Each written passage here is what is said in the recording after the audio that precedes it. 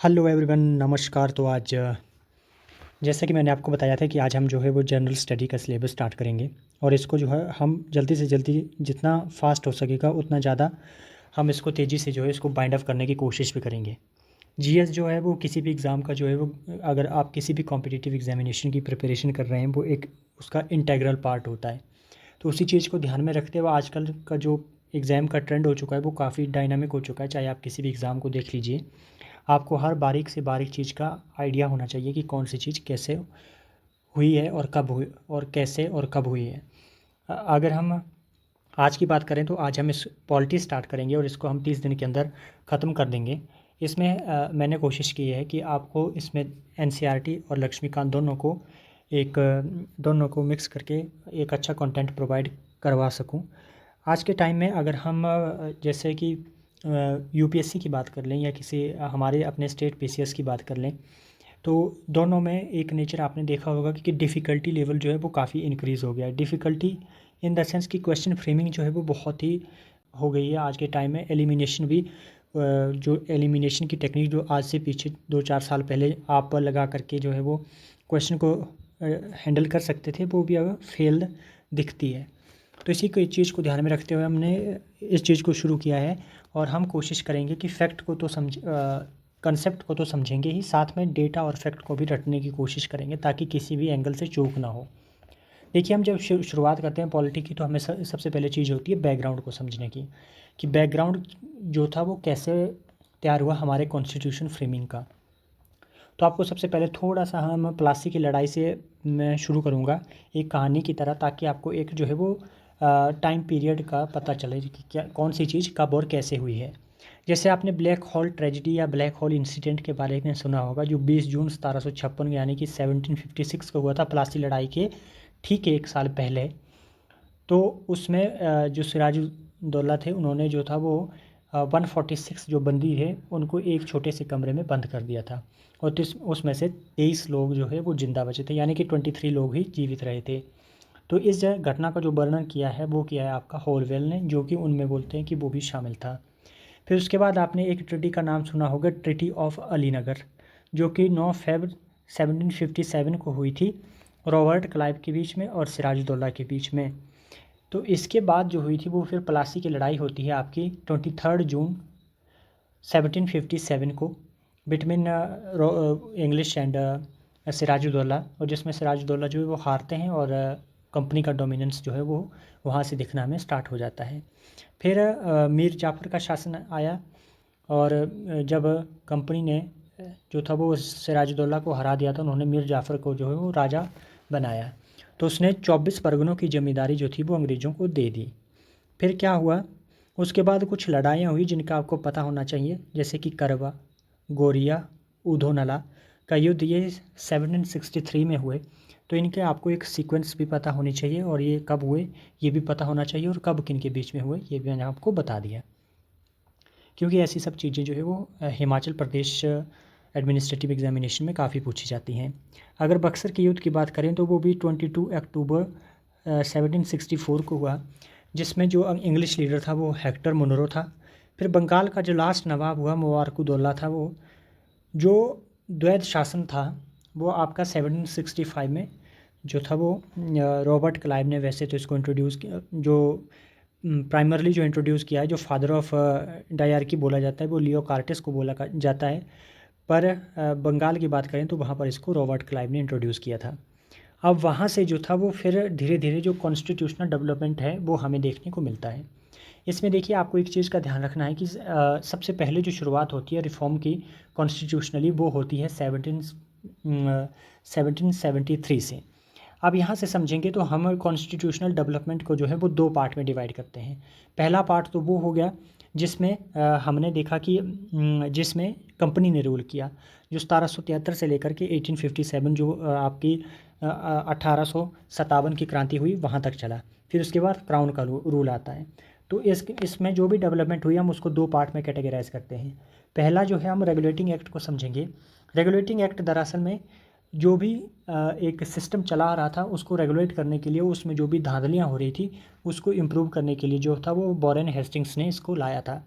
तो इसमें जो की प्रोविज़न थे आपने देखा होगा इसमें जो सबसे पहला की प्रोविज़न था वो था आपका क्या, कि गवर्नर ऑफ बंगाल जो था वो गवर्नर जनरल ऑफ बंगाल बन गया, मतलब कि टाइटल जो है वो चेंज हो गया।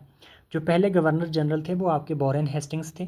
उसके बाद जो अगली चीज़ होती है वो होती है कि एक काउंसिल बनाई जाती है गवर्नर जनरल को असिस्ट करने के लिए, जिसमें 4 मेंबर होते हैं और डिसीजन जो था वो मेजोरिटी से लिया जाता था।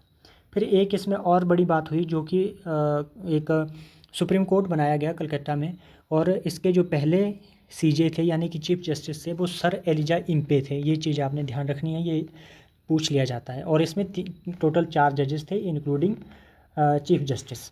तो इसकी जो जुरिस्डिक्शन थी आप ये देख रहे हैं, मैंने इसमें इसको लिखा हुआ है। इसकी बंगाल में जुरिस्डिक्शन थी सिर्फ उस time. Bombay and Madras presidencies were made subordinate to the Bengal presidency. तो इस तरह से इसको फिर रिफॉर्म लाने की कोशिश की गई। इसके बाद एक चीज़ और होती है, जैसे कंपनी के सर्वेंट जो थे वो क्या करते थे, वो प्राइवेट ट्रेड करते थे। पैसा कमाने के लिए वो प्राइवेट ट्रेड में इंगेज्ड रहते थे और ब्राइब वगैरह लेते थे, गिफ्ट वगैरह लेते थे। तो इसके ऊपर क्या क्या कर दिया, पाबंदी लगा दी गई इस एक्ट के अंदर। फिर द कोर्ट ऑफ डायरेक्टर बनाया गया। इसका काम तो क्या था, report revenue and civil military affairs to British government. इसके बाद जो एक चीज़ और होती है वो first act to establish parliamentary control over the East India company Bombay and Madras presidencies were made subordinates to the Bengal. ये जैसे कि मैंने आपको पहले भी बता दिया था। तो इसमें सिर्फ ये 5-7 चीज़ें जो है वो आपको याद रखनी है। पहली चीज़ तो ये रखना है जिसमें प्रशासनिक व राजनीतिक कार्य का विभेदीकरण हुआ। दूसरा चीज़ ये ध्यान रखना है आपने कि बंगाल के गवर्नर जनरल का जो गवर्नर जनरल था वो जो आपका मैंने जैसे कि ऊपर बताया यहाँ पर कि बंगाल के जो गवर्नर थे उनका जो पदनाम था वो चेंज करके गवर्नर जनरल कर दिया गया। फिर उसके बाद एक चीज़ और ध्यान रखनी है आपने कि 4 सदस्य कार्यकारी परिषद बनाई गई जो कि असिस्ट करेगी गवर्नर जनरल को। उसके बाद मद्रास व बम्बई के गवर्नर को बंगाल के गवर्नर के अधीन कर दिया, यानी कि सेंट्रलाइजेशन का थोड़ा थोड़ा सा आपको इसमें एक बैकग्राउंड दिख रहा है। इसके बाद क्या हुआ कि 1774 में सुप्रीम कोर्ट सेटअप हुआ कलकत्ता में, और सीजे जो थे इंक्लूडिंग चीफ जस्टिस, इसमें 4 जजेस थे। जो चीफ जस्टिस थे वो थे आपके एलिजा इम्पे। तो इस तरह से आपने इसको रट के रखना है, इसमें से सवाल बन सकते हैं। तो इसके बाद आपने जो ध्यान देना है ये सब चीज़ें किसके कार्यकाल में हुई, वॉरेन हेस्टिंग्स के कार्यकाल में हुई। फिर एक और एक्ट आता है पिट्स इंडिया एक्ट 1784।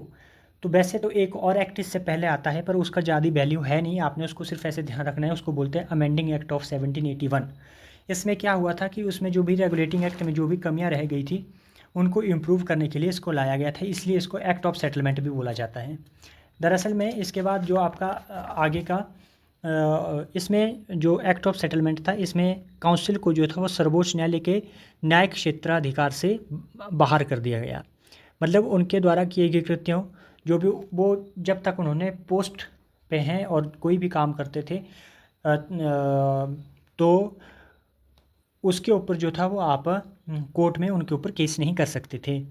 इस तरह से जो था वो इसमें फिर आगे चल करके कंपनी के जो भी सर्वेंट थे उनको भी कलकत्ता हाई कोर्ट के जो कलकत्ता न्यायालय के सर्वोच्च न्यायालय के क्षेत्राधिकार से उनको भी बाहर कर दिया गया। फिर इसमें जो दूसरा प्रोविज़न जोड़ा गया था वो था आपका राजस्व संबंधी मामलों और राजस्व वसूली से जुड़े मामलों को भी सर्वोच्च न्यायालय के क्षेत्राधिकार यानी रेवेन्यू से संबंधित जो भी मैटर थे उनको भी बाहर कर दिया गया। तो इस तरह से इसमें चीज़ें हुई। फिर इसमें तीसरी जो सबसे बड़ी चीज़ हुई थी एक्ट ऑफ सेटलमेंट में वो था आपका कलकत्ता के सभी जो भी निवासियों को सर्वोच्च न्यायालय के अधिकार क्षेत्र के अंतर्गत लाया गया, और ये भी व्यवस्था बनाई गई कि जो न्याय होगा वो हिंदुओं के निजी कानूनों के हिसाब से होगा और मुसलमानों के लिए उनके कानूनों के हिसाब से होगा। तो मतलब कि यहाँ पे जो था वो आपको देखें कि एक बाइफर्केशन का माहौल यहाँ पे बनना स्टार्ट होता है। इसके बाद क्या हुआ कि प्रांतीय न्यायालयों की appeal governor general in council के यहाँ दायर होगी, ना कि सर्वोच्च न्यायालय में। एक डिफरेंस आपको ये देखने को मिलता है। तो ये 3-4 पॉइंट जो थे वो सेटलमेंट जो एक्ट था उसमें आपको देखने को मिलते हैं। फिर एक क्रूशियल एक्ट पास करती है कंपनी, वो था पिट्स इंडिया एक्ट 1784। तो इसमें जो चीज़ें हैं वो सेम ही है लगभग, आपको देख लेना है। इसमें जो सबसे बड़ी चीज़ थी वो आती आपकी, इसमें जो सबसे बड़ी चीज़ थी वो थी जो राजनीतिक और वाणिज्यिक कार्य थे उनको अलग अलग कर दिया गया। यानी कि क्या हुआ इसमें इसमें जो था वो डुअल सिस्टम ऑफ कंट्रोल देखने को हमें मिलता है। एक बोर्ड ऑफ कंट्रोल बना जो रिप्रेजेंट करता था ब्रिटिश गवर्नमेंट को यानी कि पॉलिटिकल अफेयर को, और दूसरा था कोर्ट ऑफ डायरेक्टर जो continue to handle the commercial affair यानी कि व्यापारिक कामकाज को वो देखेगा। Board of control had 6 members थे उसमें, including the chancellor of exchequers and secretary of state, power to supervise direct and control civil military and revenue affairs in India.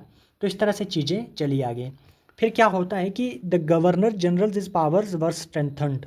इसमें क्या हुआ कि उसकी पावर को जो है वो बढ़ा दिया गया। कैसे बढ़ाया भला? इसमें जो governor of Bombay and Madras थे उनको जो है फुली सबॉर्डिनेट कर दिया। किसी भी मामले में वो जो थे वो बंगाल के गवर्नर के अधीन थे। इसका फिर आगे क्या होता है, इसके आगे डिस्टिंग्विश्ड किया गया किसको? Clearly between companies commercial functions and political functions. इस तरह से हमें company become the subordinate department of the state. तो इस तरह से चीज़ें चलती हैं। फिर जो हमारा अगला एक्ट आपको देखने को मिलता है वो था हमारा 1786 में एक एक्ट आता है। ये एक्ट जो है वो उतना इम्पोर्टेंट नहीं है, पर चूंकि आप जैसे मैंने पिट्स एक्ट की बात की, इसको पिट्स एक्ट बोलते क्यों हैं दरअसल में, ये बात समझें आप। इसको पिट्स एक्ट इसलिए बोलते हैं क्योंकि इसमें जो चीज़ है वो आपको समझनी है। मैं 1 मिनट यहाँ पे लिख देता हूँ आपके लिए। जो इसको पिट्स एक्ट बोलते हैं, ये दरअसल में उस टाइम पे जो पिट्स थे वो आपके पीएम थे। पिट्स जो थे वो आपके पीएम थे।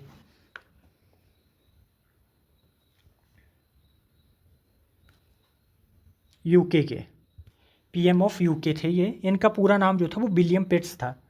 इनके कार्यकाल में ये बना था, इसलिए इसको विलियम पिट्स था इनका नाम, इसलिए इसको पिट्स एक्ट बोला जाता है। तो इसलिए ये सब चीज़ों का आपको पता होना चाहिए कि ये क्यों, कैसे और क्यों बोला जाता है। तो इसलिए भी ये चीज़ हमारे लिए इम्पोर्टेंट हो जाती है। जो हमारा नेक्स्ट जो है अगला, जो आपने देखी होगी चीज़ें, जो हमारा नेक्स्ट है वो है हमारा जैसे नेक्स्ट है हमारा 1813 का चार्टर एक्ट। फिर आगे जो है वो चार्टर एक्ट। जैसे चार्टर एक्ट जो था इसमें क्या किया गया कि एंड किया गया ब्रिटिश मोनोपोली को। ईस्ट इंडिया कंपनी की जो ट्रेड मोनोपोली थी उसको ख़त्म कर दिया गया। फिर उसके बाद जो चीज़ें चली वे चली जैसे कि इसके बाद क्या किया जाने लगा, India trade was open to all British merchants except trade with China and tea trade which remained with the company. जो चाय का व्यापार था वो कंपनी के पास रहा और चाइना के साथ भी वो व्यापार कर सकता था। बाकी जो चीज़ें थी वो पूरे व्यापारियों के लिए खोल दी गई। इसके बाद जो क्या हुआ, क्रिश्चियन मिशनरीज जो थे उनको जो था वो अलाउ किया गया भारत में ऑपरेट करने के लिए जो भी था। इसका पहला जो था वो for the promotion of education and religious conversion. तो इस चीज़ को अलाउ किया गया। इसमें अगली चीज़ हुई कि company was directed to spend 1 lakh per year on the education of Indians. और ये statement UPSC civil service examination 2018 में पूछी जा चुकी है, इसलिए ये सब चीज़ें बहुत इंपॉर्टेंट हो जाती है। नेक्स्ट जो था वो परमिट किया गया किसको, लोकल गवर्नमेंट को, किसके लिए, टैक्स इम्पोज करने के लिए। उसके बाद जो था आपने देखा है कि चार्टर एक्ट जो 1833 का था, जिसको सेंट हेलेना एक्ट भी बोला जाता है, वो काफ़ी क्रूशियल था।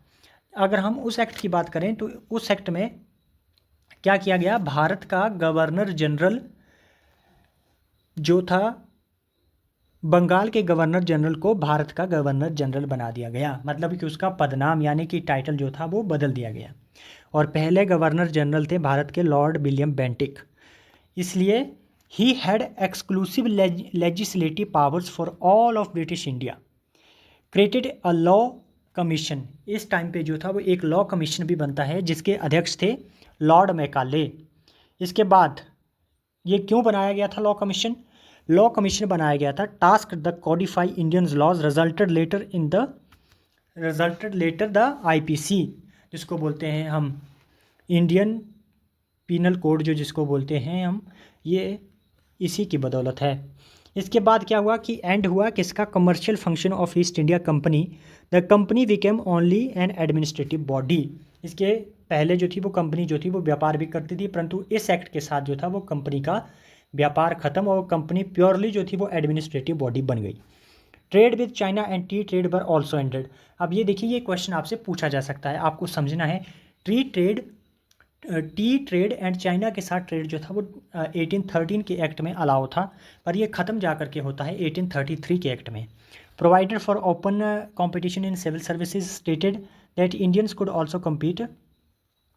तो इस तरह से जो था ये चीज़ें हुई। फिर डेवलपमेंट हमें देखने को मिलती है, लेजिस्लेटिव पावर्स वर सेंट्रलाइज्ड। इसमें जो था वो हैवली जो सेंट्रलाइजेशन हमें देखने को मिलता है पावर्स का। कैसे?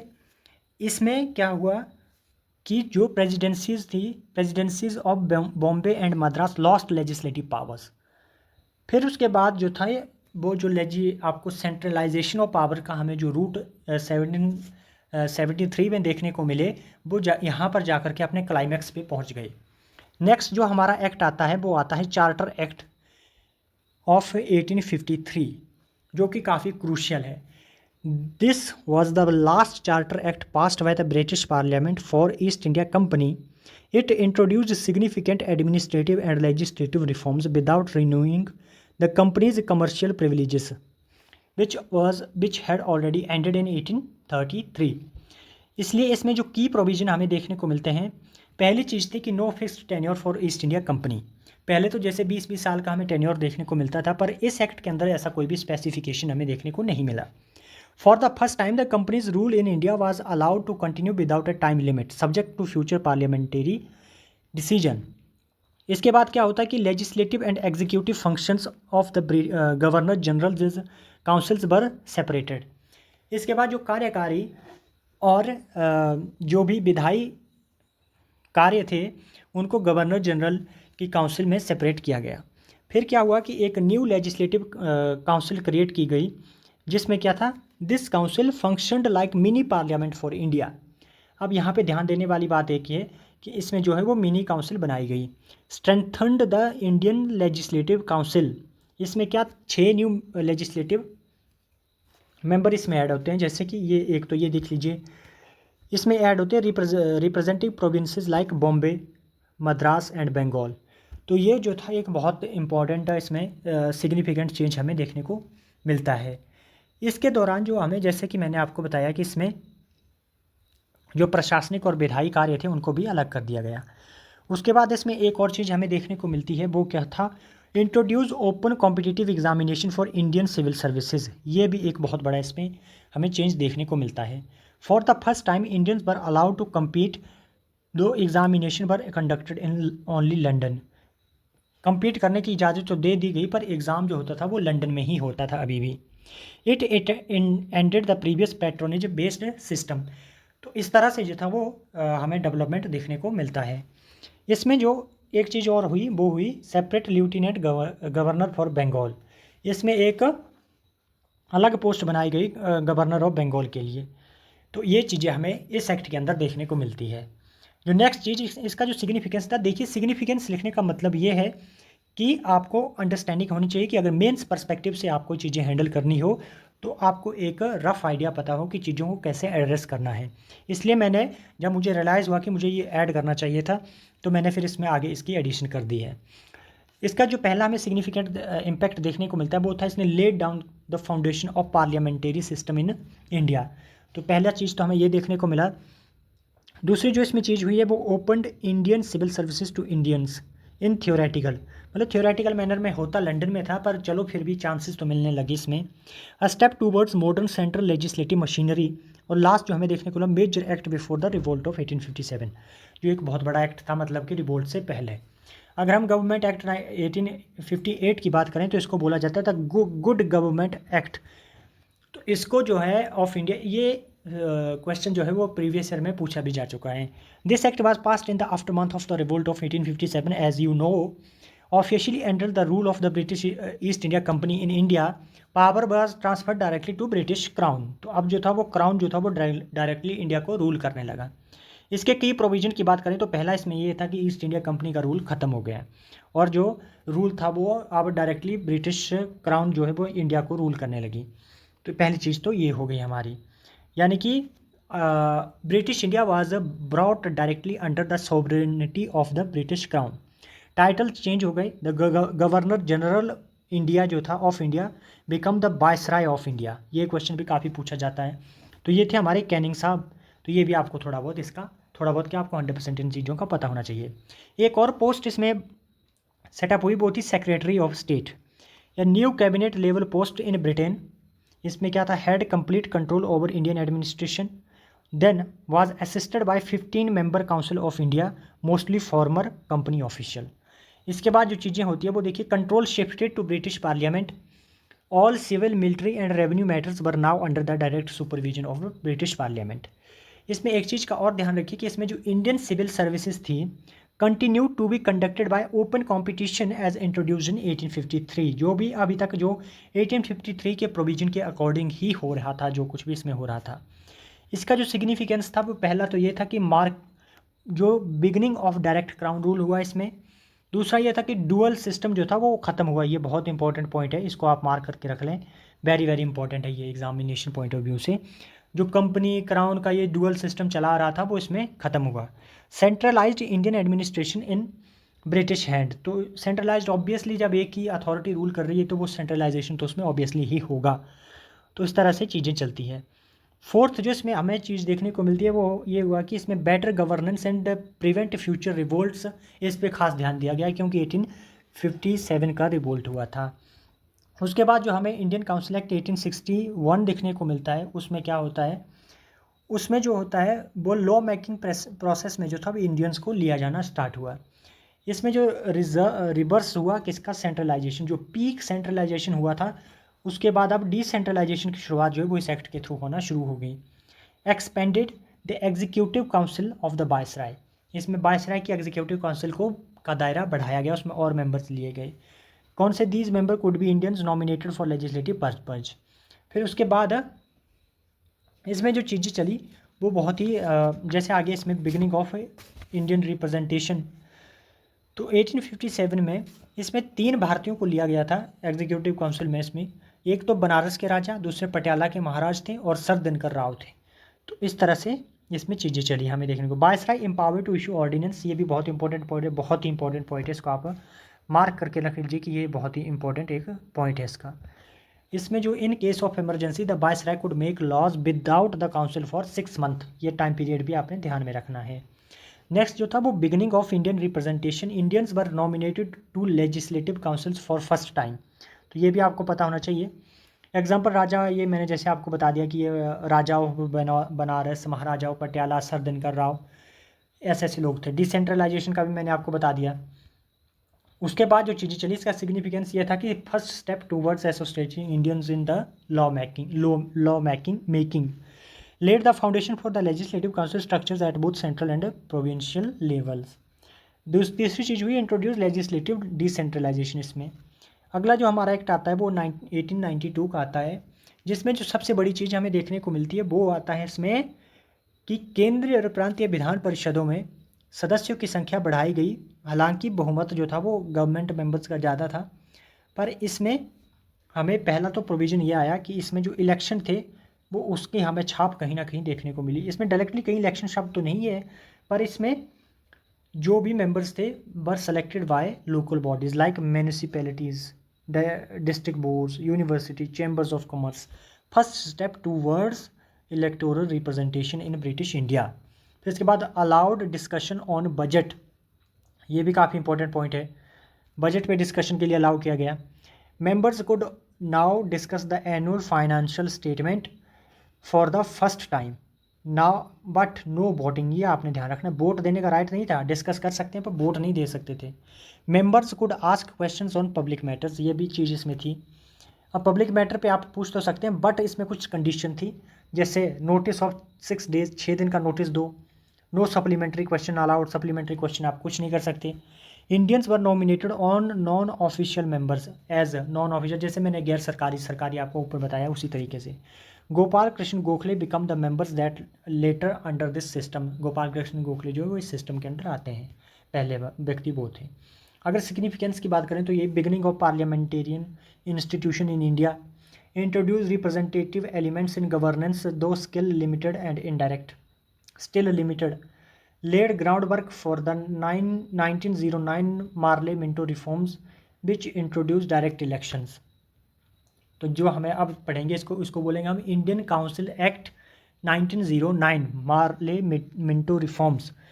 तो इसमें भी एक ये सेक्रेटरी थे, एक अपने वहाँ के पीएम थे, तो इस तरह से इसलिए मार्लिमेंटो बोला जाता है। इसके अगर की प्रोविज़न की बात करें तो इसमें फर्स्ट टाइम डायरेक्ट इलेक्शन हुए, जैसा मैंने बताया आपको। पैसे और जो ऑफिशियली इलेक्शन वर्ड है वो हमें देखने को नहीं मिलता, ये भी चीज़ों का आपको पता होना चाहिए।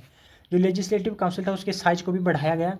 इसमें जो सेंट्रल लेजिस्लेटिव थी उसके मेंबरों की संख्या 60 कर दी गई, और प्रोविंशियल काउंसिल को भी बढ़ाया गया, उसमें उसकी स्ट्रेंथ को भी। इसके बाद क्या हुआ, इलेक्टोरेट्स फॉर मुस्लिम सेपरेट। इसके बाद जो मुस्लिम के लिए अलग से निर्वाचन मंडल जो तैयार किया गया, निर्वाचक मंडल। फिर कम्युनल रिप्रेजेंटेशन की छाप हमें यहाँ से शुरू हो गई देखने को। फिर non official majority in provincial council.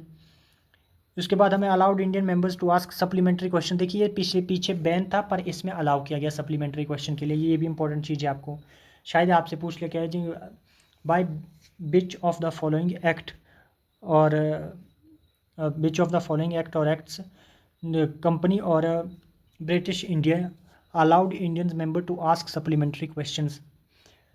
तो इस तरह से जो था ये क्वेश्चन जो वो फ्रेम हो सकते हैं बजट से रिलेटेड जो था।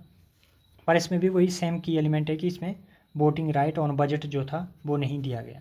इसके बाद क्या चीज़ होती है कि one Indians appointed to viceroy executive council. ये थे सत्येंद्र प्रसाद सिन्हा।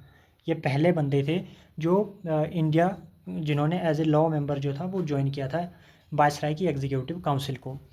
तो इस तरह से जो था, अब सत्येंद्र प्रसाद सिन्हा जो थे ये पहले व्यक्ति थे, ये लॉ मेंबर थे, ये भी आपने ध्यान रखना है। इसका सिग्निफिकेंस क्या था, इसका सिग्निफिकेंस जो था वो first step towards electoral politics जो था वो शुरू होता है यहाँ से। कम्युनल रिप्रेजेंटेशन यहाँ से शुरू होता है। First Indians in the executive council, ये वायसराय, ये भी यहाँ से शुरू हुआ। Criticised by Congress for being inadequate and divisive, यानी कि ये विभाजनात्मक था, तो इसलिए इसका विरोध हुआ। फिर एक्ट आता है गवर्नमेंट ऑफ इंडिया एक्ट 1919 का। इसको क्या बोला जाता है, इसको बोला जाता है also called the Montagu Chelmsford. ये जो था बेस था मॉन्टेग्यू डिक्लेरेशन 1917 पे। इसमें क्या था, gradual development of self governing institution with a view to the progress realisation of responsible government in India. तो देखिए इसमें जो की प्रोविज़न हमें देखने को मिलते हैं वो इंट्रोड्यूस किया गया किसको, डायरकी को, इन प्रोविंसेस लेवल पे। प्रोविंसेस लेवल पे जैसे ये यूपीएससी ने ये क्वेश्चन पूछ चुकी है पहले भी, तो आपको इसका आइडिया होना चाहिए। इसमें जो प्रोविंशियल सब्जेक्ट थे उनको डिवाइड किया गया रिजर्व लिस्ट में। जैसे रिजर्व लिस्ट में administered by governor and his executive council, जैसे पुलिस हो गया, फाइनेंस हो गया, रेवेन्यू हो गया।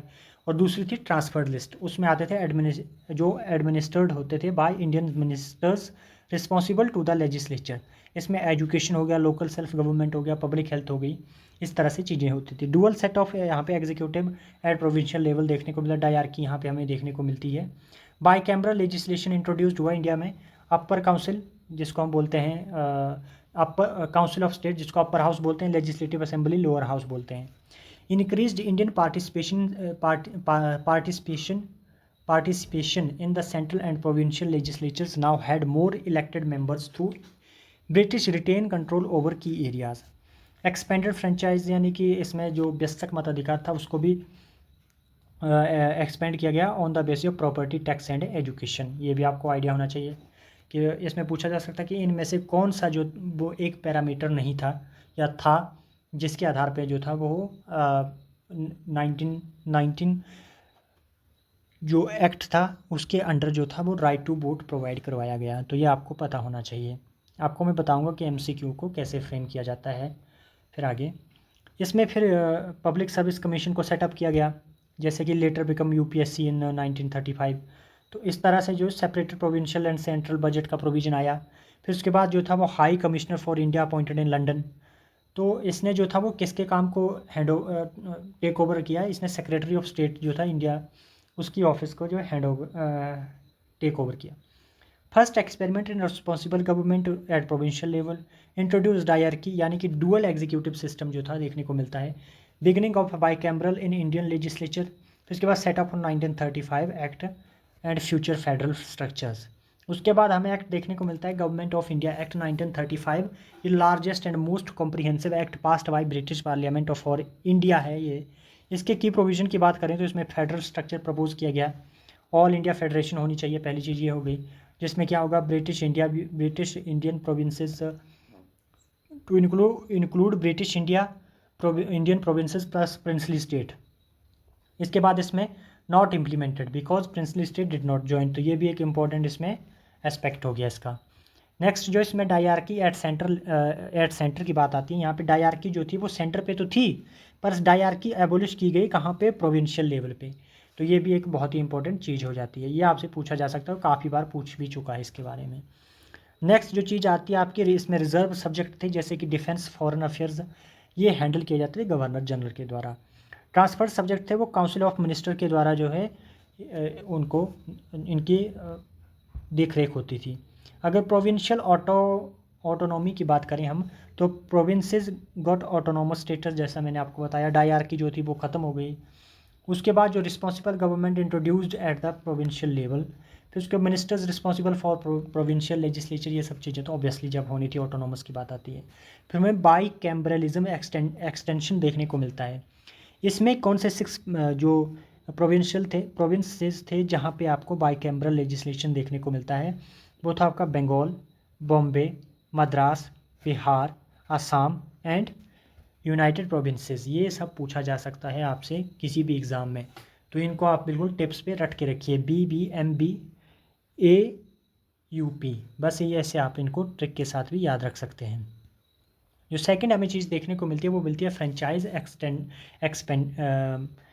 इसमें एक्सपेंशन हमें देखने को मिलता है, क्या वयस्क मताधिकार का भी हमें इसमें एक्सपेंशन देखने को मिलता है। इसमें लगभग 10% इंडियंस को जो था वो मतलब राइट टू वोट प्रोवाइड करवाया गया, वो भी बस उसी पे प्रॉपर्टी के बेस पे, टैक्स और एजुकेशन के बेस पे, ये इसके पैरामीटर थे। इसमें जो अगर हम यूनिवर्सल अडल्ट फ्रेंचाइज की बात करते हैं तो वो इसमें भी नहीं प्रोवाइड करवाया गया। अगर हम फेडरल कोर्ट की बात करें तो वो सेटअप हुआ 1937 में। ये जो था वो प्रेजेंट सुप्रीम कोर्ट का जो है वो प्रीडेसर है एक तरह से, तो इस तरह से ये वर्क करता है। ऑल इंडिया सर्विसेज इंट्रोड्यूस्ड हुई इसमें, फेडरल इसमें पब्लिक सर्विस कमीशन बना, फिर प्रोविंशियल पब्लिक सर्विस कमीशन बने, फिर रिजर्व बैंक की सेटअप हुआ, तो ये सब चीज़ें हमें नेशनलाइजेशन हुआ फिर उनका 1949 में। अगर हम इसके सिग्निफिकेंस की बात करें तो इसमें हमें ब्लूप्रिंट देखने को मिलता है इंडियन कॉन्स्टिट्यूशन का।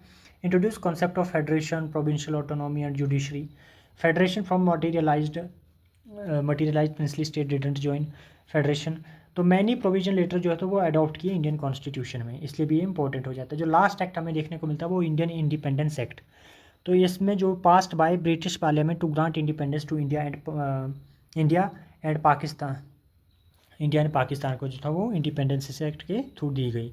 इसमें की प्रोविजन की बात करें तो ऑब्वियसली जैसे इंडिया एंड पाकिस्तान जो थे वो 2 इंडिपेंडेंट डोमिनियंस बने। फिर उसके बाद जो था वो separate governor general for each dominion. उसके बाद एंड हुआ ब्रिटिश सजरेनिटी का, इसमें मतलब ब्रिटिश रूल जो था वो उसका भी इसमें ख़त्म हुआ। फिर उसके बाद जो था वो प्रिंसली स्टेट गिव्स 3 चॉइसेस, या तो वो इंडिया को ज्वाइन कर लो, या पाकिस्तान को ज्वाइन कर लो, या इंडिपेंडेंट रहो, ये 3 चॉइसेस दी गई। मोस्ट एक्सटेंडेड टू इंडिया और पाकिस्तान जो था, जो ज़्यादातर जो भी थी रियासतें उन्होंने इंडिया या पाकिस्तान में जाना पसंद किया। Constituent assemblies to act as legislatures, तो ये भी हमें देखने को मिलता है। इसके बाद जो फ्रेमिंग थी कॉन्स्टिट्यूशन की वो स्टार्ट होती है इसके साथ ही। तो functions as legislative body until new constitution come into effect, तो जो था वो जो कॉन्स्टिट्यूएंट असेंबली जो थी वो फंक्शन करेगी किसके रूप में, कॉन्स्टिट्यूशन के रूप में, जब तक जो था वो लेजिस्लेटिव बॉडी के रूप में फंक्शन करेगी जब तक नया कॉन्स्टिट्यूशन जो था वो इफेक्ट में ना आ जाता। Know British control over Indian affairs, तो इसमें ये बात भी स्पष्ट करी गई कि ब्रिटिश का अब इसमें कोई रोल नहीं होगा। Secretary of state of India जो था वो ये जो पोस्ट थी ना इसको ख़त्म कर दिया गया, जो हमें 1857 से देखने को मिल रही थी। जो governor general given full powers दी गई उसको। उसके बाद क्या हुआ, dominion status granted both India and Pakistan to remain dominions under the British crown until they adopted their own constitution. फिर उसके बाद इसके सिग्निफिकेंस की बात करें तो इसमें जो था एंड हुआ था ब्रिटिश रूल का legally and constitutionally, led to partition India, इसमें पार्टीशन हुआ इंडिया का, give sovereignty to Indian constituent assembly, mark the beginning of full legislative and executive independence. तो इस तरह से जो था वो हमने जो डेवलपमेंट हुआ पूरे कॉन्स्टिट्यूशन का वो हमें देखने को मिला। ये पीडीएफ जो है वो आपको टेलीग्राम पे मिल जाएगा, इसके लिए डोंट वरी, आप चिंता ना कीजिए, क्योंकि ये थोड़ा सा लेक्चर भी लंबा था। यहाँ से सवाल पूछे भी जाते हैं, या मेंस हो या प्री हो, तो आपको इसको बेहतर तरीके से आना चाहिए, आप चीज़ों को इसको समझना चाहिए। और इसमें बहुत जो माइन्यूट की पॉइंट्स थे जो हमसे छूट जाते हैं कई बार, वो भी इसमें ऐड कर दिए हैं। आप चाहें तो इससे पढ़ भी सकते हैं खुद भी। तो इस तरह से जो था वो हमने आज हमारा पहला लेक्चर जो है वो ख़त्म हुआ, और इसको मैं 1 महीने के अंदर जो है आपको बाइंड अप करवा करके फिनिश करवा दूँगा।